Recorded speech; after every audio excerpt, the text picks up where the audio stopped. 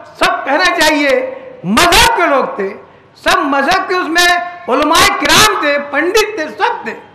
उसमें लीग भी थी, खिलाफत मूवमेंट भी थे।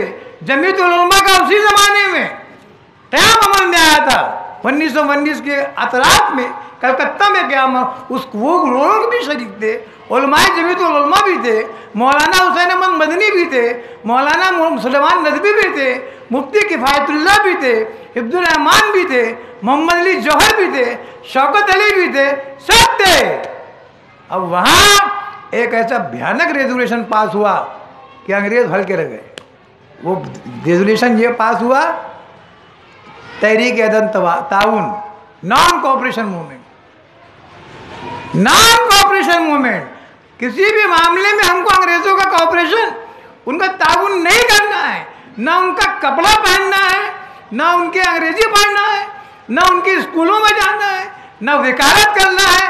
ये रेजोल्यूशन का इसी नागपुर शहर में पास होना था कि पूरा हिंदुस्तान का रहने वाला अपने घरों से निकल के सड़क पे आ गया। और सड़क पे आने के बाद अंग्रेजों के खिलाफ जबरदस्त मुजाहरा किया। और उसमें भी इत्तेहाद व इत्तेफाक का यह मामला कि जामा मस्जिद दिल्ली में के मिंबर पे शंकराचार्य भी बैठे हुए हैं और मौलाना मोहम्मद अली जौहर भी बैठे हुए हैं। यह हाल था।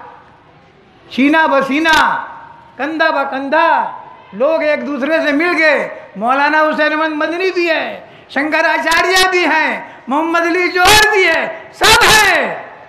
महात्मा गांधी भी है, मदन मोहन मालवीय भी हैं, सब हैं।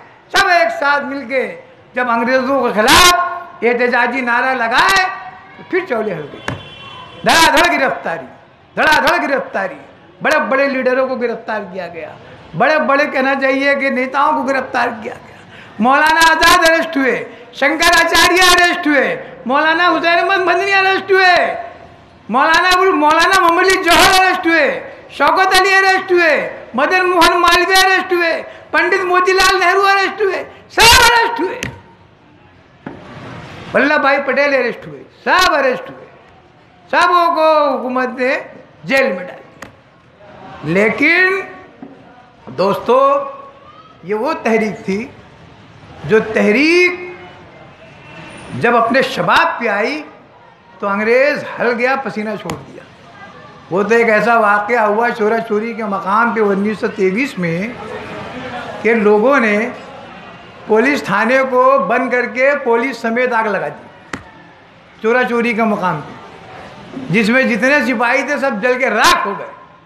महात्मा गांधी क्योंकि अहिंसा के मानने वाले थे, उनको ये वाक़या बड़ा दर्दनाक लगा।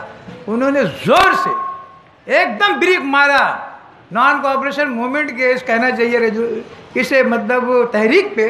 और जैसी ये तहरीक रुकी, पूरे मुल्क में अंग्रेज़ों ने चाल चली, कुछ लोगों को ख़रीदा, पूरे मुल्क में फ़िरका वाराना फसाद की फिजा बन गई पूरे मुल्क। अब मसला खड़ा हुआ कुछ का कुछ, मस्जिद के सामने बाजब का, ये गाय का, तो फलाने का, तो इसका, तो उसका, ये मसला खड़ा हो गया। दोस्तों, हिंदू मुस्लिम इत्तेहाद की कड़ी बुरी तरह टूट गई।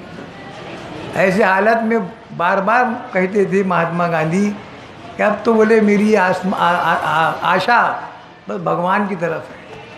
वो तो ऐसा हुआ कि 1928 में साइमन कमीशन आ गया।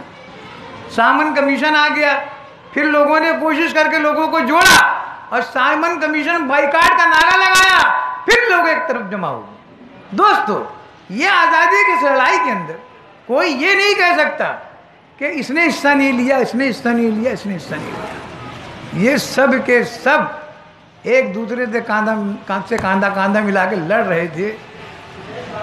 साइमन कमीशन के खिलाफ जब बाइकाट का नारा लगा तो जहाँ जहाँ साइमन कमीशन जिस जिस स्टेशन पे जाता था, जिस जिस मकाम पे जाता था, लोग रेलवे स्टेशन पे जाके Simon commission go back, Simon commission go back का नारा लगाते थे, गाड़ी आगे बढ़ जाती। किसी ने सुना नहीं। फिर सत्याग्रह हुई, नमक सत्याग्रह। फिर वो सबसे आखिरी जो मूवमेंट ऑल इंडिया कांग्रेस जो चला